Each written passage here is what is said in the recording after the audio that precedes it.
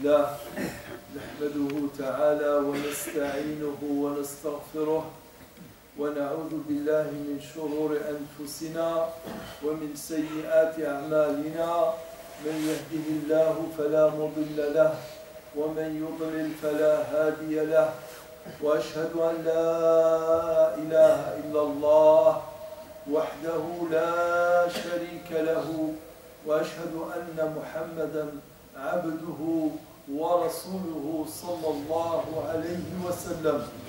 يا أيها الذين آمنوا اتقوا الله حق تقاته ولا تموتن إلا وأنتم مسلمون. يا أيها الناس اتقوا ربكم الذي خلقكم من نفس واحدة وخلق منها زوجها وبث منهما رجالا كثيرا ونساء واتقوا الله الذي تساءلون به والأرحام إن الله كان عليكم رقيبا. يا أيها الذين آمنوا اتقوا الله وقولوا قولا سديدا يصلح لكم أعمالكم ويغفر لكم ذنوبكم ومن يطع الله ورسوله فقد فاز فوزا عظيما. ألا وإن خير الكلام كلام الله وخير الهدي هدي نبينا محمد صلى الله عليه وسلم وشر الأمور محدثاتها وكل محدثة بدعة وكل بدعة ضلالة وكل ضلالة في النار. ثم أما بعد عباد الله، لو سألتكم وقلت ما الذي جاء بكم اليوم في هذه الساعة إلى هذا المكان الذي هو بيت الله، لا شك أن أكثركم يستغرب ويندهش من هذا السؤال. لماذا؟ لأن الجواب يكاد يكون عفويا ومنطقيا لكل واحد منكم، أليس كذلك؟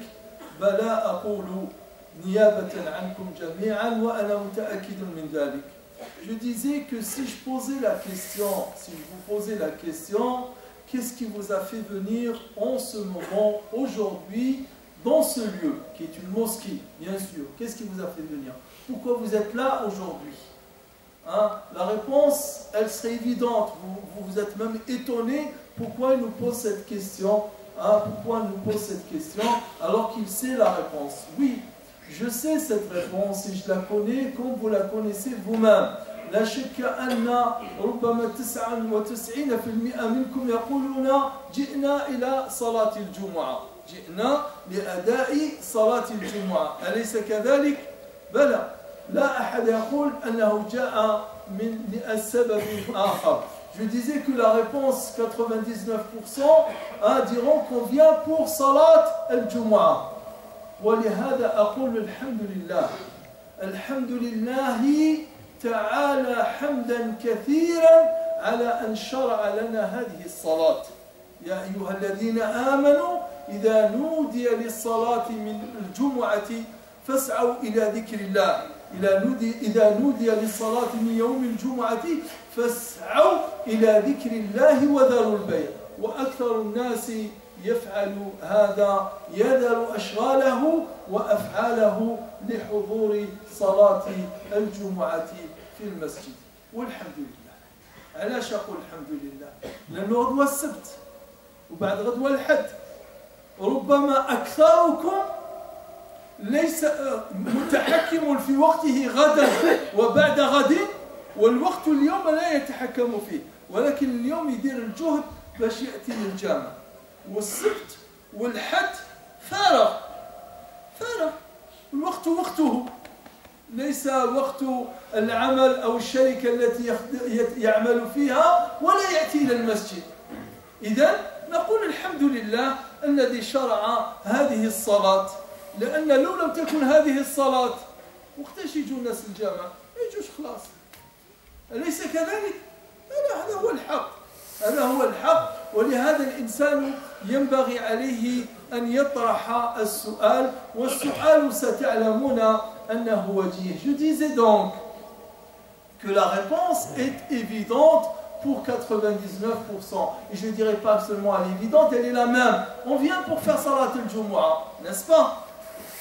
Hein? On vient pour faire Salat al-Jumu'ah. Mais il se trouve qu'on fait l'effort de venir à la mosquée pour faire Salat al-Jumu'ah. Certains se privent de leur déjeuner. Hein, ils ont une pause, hein, ils se privent de leur déjeuner pour assister à cette prière. D'autres, ils font l'effort de prendre les transports. Et d'autres, donc rien que pour assister à cette prière. Et pourtant, demain, par exemple, c'est samedi. Le temps, il leur appartient, il est à eux. Et ils sont libres, pour certains, une bonne partie. Et le dimanche, pareil aussi. Le temps leur appartient, c'est à eux le temps. Ils font ce qu'ils veulent de ce temps-là. Ils peuvent s'organiser et venir assister à Salat al-Dohr ou Salat al-Asr à la mosquée, mais ils ne le font pas. Donc, qu'est-ce qu'on va dire? On va dire premièrement, Alhamdulillah, hein, on doit rendre grâce à Allah et le remercier d'avoir institué cette salat, d'avoir ordonné cette salat du vendredi et pour laquelle Allah ordonne de faire l'appel et que les gens s'y pressent, hein, les gens s'empressent et ça accourt pour venir assister à cette prière. لماذا عباد الله؟ لأن الصلاة مهمة في ديننا. الصلاة في دين الإسلام مهمة ومهمة جدا. فهي أول ركن وهي العهد الذي بين المسلم وغير المسلم. العهد الذي بيننا وبينهم قال النبي صلى الله عليه وسلم الصلاة فمن تركها فقد كفر. إما كفر اعتقادي أو كفر عملي ولا يسلم من أحدهما. لا يسلم من الكفر العملي أو الكفر الاعتقادي. نعوذ بالله ونحسب أن أكثر المسلمين وإن كانوا لا يصلون إلا أنهم لا يكفرون بها. ولكن يبقى أن الصلاة مهمة في ديننا عباد الله. Je disais donc, après avoir rendu grâce à Allah, après avoir remercié Allah, après avoir loué Allah, d'avoir fait cette salat qui fait qu'au moins une fois dans la semaine, on vient à la mosquée. Au moins une fois dans la semaine. Parce que s'il n'y avait pas cette salat, on ne serait jamais venu. Donc après avoir rendu grâce à Allah Ta'ala pour cela, on doit aussi se rappeler que la salat est importante en islam. Et si le prophète sallallahu alayhi wa sallam a insisté pour que les gens viennent, après Allah Ta'ala en ait parlé dans Surat al-Jumu'ah, il y a une sourate tout entière qui a le nom de cette salat. Hein, Surat al-Jumu'ah. Hein, il n'y a pas Surat al-Dhuhr, il n'y a pas Surat al-Fajr, Surat al-Asr, il y a Surat al-Fajr. Il n'y a pas Surat, mais cette prière-là, elle est importante. Et c'est pour cette raison que l'objectif, notre but, quand on vient faire salat, ce n'est pas seulement de se dire comme ça un objectif vague, général. Je vais faire salat al-Jumu'ah. Parce qu'on vient pour faire salat al-Jumu'ah aujourd'hui, la salat al-Jumu'ah du 2 mars 2018. Il n'y a qu'une seule salat al-Jumu'ah du 2 mars 2018. Il n'y en aura pas une autre. Si on rate cette Jumu'ah, on n'aura pas l'occasion de la refaire. Parce qu'il y a une seule et unique Jumu'ah du 2 mars, et si on la rate, on n'aura pas l'occasion de le faire. Donc il faut que ce soit un objectif bien précis. Je vais faire mon devoir de prière pour cette journée du Jumu'ah 2 mars 2018. Il n'y a pas que ça. وليس فقط صلاة عباد الله ولكن هناك خطبة الجمعة التي هي من الصلاة أو داخلة في صلاة الجمعة لأن الصلوات الأخرى نأتيها نصلي ونذهب ولا نسمع الخطبة فكذلك سماع الخطبة بالله عليكم هل فيكم واحد لما يجي نهار الجمعة يقول يا درا إن شاء الله وش راح نتعلم اليوم في خطبة الجمعة يا درا اليوم في خطبة الجمعة باش راح يذكرنا الإمام إن لم يكن تعليما فهو تذكير وكلاهما خير وكلاهما نفع وفائدة للإنسان إذا كانت الذكرى تنفع المؤمنين وإن كانت تعليما وتعلما فهي في فائدة الإنسان وخير ما يفعله الإنسان أن يذهب إلى بيت الله تعالى ليتعلم علما ينفعه. Je disais donc, on devrait avoir un objectif dans la tête, formuler une intention qui soit beaucoup plus précise que cela. De se dire aujourd'hui pour Salat al-Jumu'ah, qu'est-ce que je vais apprendre? De quel rappel l'imam va-t-il nous faire? Un rappel ou bien un enseignement, et les deux sont bénéfiques et les deux sont utiles pour nous tous. Donc, pensons et réfléchissons bien à ces choses. Pourquoi je dis cela? Parce que la routine fait tomber la personne dans l'automatisme. Faire les choses automatiquement. Aujourd'hui, je suis là, ce vendredi. Le vendredi dernier, j'étais là. Et le vendredi du mois dernier, j'étais là. Et peut-être ça fait 10, 15, 20, 30 ans que je fais ça. Tous les vendredis, je suis à la mosquée. Tous les vendredis, je suis à la mosquée. Et c'est toujours la même niya. C'est toujours la même intention, toujours le même objectif. Faire Salat al-Jumu'ah. Non, il n'y a pas que ça. Il n'y a pas que ça. Il y a aussi le fait de saisir une occasion pour être présent à la mosquée. Cette présence qui va purifier ton cœur et cette présence aussi qui va purifier ton esprit quand tu es présent avec ton esprit à écouter des rappels qui te sont bénéfiques. ولهذا عباد الله أحببت أن أذكر بهذه الصلاة. هذه الصلاة التي هي العهد بين المسلم وبين الكافر. وهذه الصلاة التي هي عهد الله للإنسان أنه من صلاها وأداها كما أمر الله سبحانه وتعالى غفر له كما قال النبي صلى الله عليه وسلم في غير ما حديث. وكذلك نذكر أن هذه الصلاة هي آخر وصية رسول الله صلى الله عليه وسلم. كان النبي صلى الله عليه وسلم يستطيع أن يوصي بوصايا كثيرة ولكنه عليه الصلاة والسلام كانت وصيته الصلاة الصلاة الصلاة وما ملكت أيمانكم. آخر كلام خرج من في رسول الله صلى الله عليه وسلم الشريف هي الصلاة الصلاة الصلاة. وقالت أم سلمة فأخذ يغرغر بها صدره لا يفصح أو لا ينطق بها لسانه عليه الصلاة والسلام. Donc je disais que je voulais que notre rappel soit pour nous extraire de cette routine et réfléchir, méditer l'importance de cette salat, de parler de cette salat. Cette salat qui est la dernière des recommandations du prophète sallallahu alayhi wa sallam. Dernière recommandation que le prophète sallallahu alayhi wa sallam nous a faite, c'est de dire as-salat, as-salat, as-salat et tout ce qui est sous votre responsabilité. Les derniers mots du prophète sallallahu alayhi wa sallam étaient portés sur cette salat qui nous recommandait sallallahu alayhi wa sallam de faire et d'accomplir et de veiller à les faire comme Allah subhanahu wa ta'ala nous le demande. أقول قولي هذا وأستغفر الله فاستغفروه وهو الغفور الرحيم والحمد لله رب العالمين.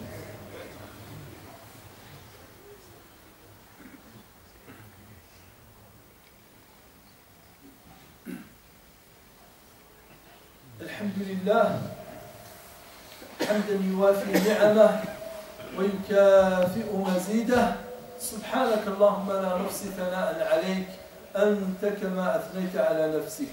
اللهم صل على محمد وعلى آل محمد كما صليت على إبراهيم وعلى آل إبراهيم وبارك على محمد وعلى آل محمد كما باركت على إبراهيم وعلى آل إبراهيم في العالمين إنك حميد مجيد. عباد الله، في القرآن آيات كثيرات، بعض الآيات فيها حكم واحد، بعض الآيات فيها أحكام عامة، وبعض الآيات هي في حد ذاتها أكثر من حكم، بل هي مشروع للإنسان يشرع ويفني ربما عمره كلها فيه ولا يستطيع أن يحققه وهو مأمور أن يسعى لذلك.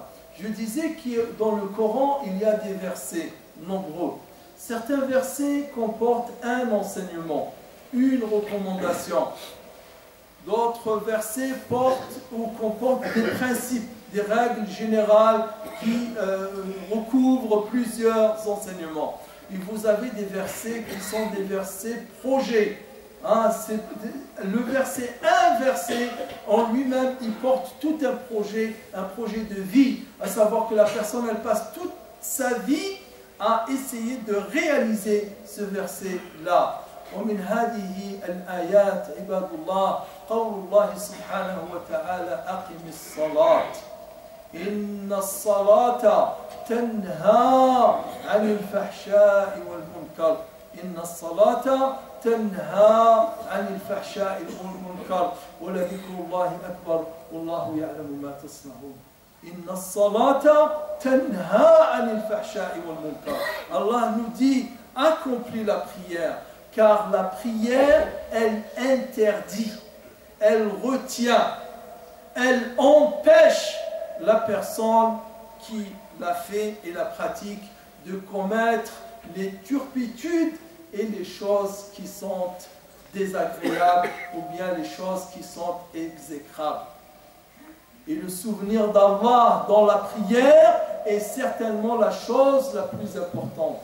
Donc Allah nous dit que la prière, elle empêche la personne de commettre tout ce qui est une turpitude, un interdit, quelque chose qui est indécent, quelque chose qui est blâmable, quelque chose qui est interdit, quelque chose qui est un péché. Allah nous dit cela. Or, on voit des gens qui font la prière et font des choses que même des personnes qui ne font pas la prière n'osent pas faire. Il y a un problème. Il y a un problème. Quelqu'un qui ment alors qu'il fait la prière, il triche alors qu'il fait la prière, il commet des injustices alors qu'il fait la prière, il médit sur les gens alors qu'il fait la prière, il fabule alors qu'il fait la prière, il donne et reçoit de l'argent, de la corruption ou du recel de vol, ou il peut même voler, et certains j'entends même qui vendent de la drogue. Hein? Bien entendu, ils ne sont pas nombreux, fort heureusement, parce que ce n'est pas possible. Ce n'est pas possible. Subhanallah. Je vais prendre un bidon de, je ne sais pas, de gasoil ou d'essence et je mets du feu dedans. Ça va s'embraser, c'est sûr. Pourquoi? Parce que c'est un produit inflammable. Ça ne peut pas. Le feu et un produit inflammable, ils doivent être séparés. De même, ces péchés-là et ces interdits-là et la salat, ils ne sont pas compatibles, ils ne vont pas ensemble. Ça peut aller quelque temps. Ça peut aller, je dis bien, ça peut aller quelques semaines, ça peut aller quelques mois. Allez, à la limite même, ça peut aller quelques petites années. Faire la prière pendant des années et continuer encore à faire le mal, à commettre l'interdit, ça c'est qu'il y a un problème. Et le problème, vous allez voir qu'il est énorme. قال النبي صلى الله عليه وسلم عباد الله من لم تأمره صلاته بالمعروف وتنهه عن المنكر لم يزدد بها من الله إلا بعدا. من لم تأمره صلاته بالمعروف وتنهه عن المنكر لم يزدد بها من الله إلا بعدا. Donc le prophète il nous dit que salat, la racine même de salat, elle vient même de as-sila. Hein, c'est de se mettre debout en silence face à Allah et de se rapprocher d'Allah. Or, le prophète sallallahu alayhi wa sallam nous dit, celui dont la prière ne lui ordonne pas le bien. C'est-à-dire la prière ne le pousse pas à faire le bien, ne le pousse pas à être quelqu'un de bien. Et elle ne l'empêche pas non plus de faire le mal. En fait, nous dit le prophète sallallahu alayhi wa sallam, cette prière, elle ne fait que l'éloigner d'Allah subhanahu wa ta'ala. Elle ne fait que l'éloigner d'Allah. Donc, qu'est-ce qu'il doit faire? ماذا يجب على هذا الإنسان أن يفعل؟ يترك الصلاة ويكمل في الحرام؟ أعوذ بالله، هذا زاد أعماها. لا أبدا، ولكن يراجع صلاته. كيف يؤدي صلاته؟ الله سبحانه وتعالى يقول وأقم الصلاة طرفي النهار وزلفا من الليل إن الحسنات يذهبن السيئات ذلك ذكر للذاكرين. Cette salat, le prophète sallallahu alayhi wa sallam, il nous dit qu'elle lave. Quand elle est bien faite, elle lave. Il nous décrit ça même dans un hadith. Il nous dit, imaginez une rivière ou une source d'eau qui court. Elle n'est pas stable. Elle n'est pas stable. Elle court devant la maison de l'un de vous. Et 5 fois par jour, il se lave de cette eau, de cette source dont l'eau court et qui est limpide et propre. Est-ce que cet homme-là, il va rester sur lui de la saleté? Les sahaba ils disent non, il ne restera aucune saleté sur lui. Il leur a dit demain pour la prière. Demain pour les 5 prières, elle lave. قال النبي صلى الله عليه وسلم تحترقون فإذا صليتم الصبح انطفأت. تحترقون فإذا صليتم الظهر انطفأت. وكذلك العصر. Le prophète il nous dit dans un hadith, vous brûlez. Hein, vous brûlez en fait de ces fautes, de ces péchés mineurs ou majeurs, ou plus ou moins entre les deux que vous faites. Vous brûlez, c'est comme si vous brûlez. Et quand vous faites salat al-subh, ce feu-là s'éteint. Vous brûlez encore. Et quand vous faites salat al-dhuhr, le feu s'éteint. Vous brûlez. Et quand vous faites salat al-asr, le feu s'éteint. Et le soir, quand vous faites salat al-isha, vous dormez alors que vous êtes lavé. Donc, on doit faire attention à cette salat. هذه الصلاة التي أمرنا الرسول صلى الله عليه وسلم بأمرين اثنين. Le prophète nous dit pourquoi notre salat en fait est faite avec le corps, mais elle est complètement vidée de son esprit et de son âme. Pourquoi? Parce que cette salat-là, quand on s'apprête à la faire, on n'a pas les bons réflexes, on n'a pas les bonnes réflexions, ou bien les sujets de réflexion sur lesquels on doit réfléchir et penser quand on fait salat. قال النبي صلى الله عليه وسلم في الحديث الذي رواه الإمام الديلمي وكذلك خرجه الإمام الألباني رحمة الله عليه وعلى الأئمة جميعا في الصحيحة. قال النبي صلى الله عليه وسلم اذكر الموت في صلاتك. اذكر الموت في صلاتك فإن الرجل لحري أن يحسن صلاته إذا ذكر الموت. وصل صلاة الرجل الذي يرى أن لا يصلي صلاة بعدها. Donc le prophète il nous donne 2 conseils. Il nous dit quand vous vous apprêtez à faire la prière, quand tu t'apprêtes à faire la prière, pense à la mort. Pense à la mort. Car, c'est le prophète qui parle, car celui ou l'homme qui pense à la mort dans sa salat, il est plus à même de ressentir la quiétude et la sérénité. Car l'homme qui pense à la mort dans sa salat est plus à même et dans une disposition bien pour ressentir le khushu' dans sa salat. Et il nous rajoute le prophète sallallahu alayhi wa sallam et pense et fait en sorte que comme si c'était ta dernière prière. Fais en sorte de penser comme quoi la salat que tu t'apprêtes à faire était la dernière prière que tu vas prier. Vous imaginez si on avait ces sentiments-là? Si on réfléchissait comme cela, je me dis je vais faire salat al-Jumu'ah, c'est peut-être ma dernière salat. C'est peut-être ma dernière salat. C'est possible. Wallah, c'est possible, sauf qu'on n'y pense pas.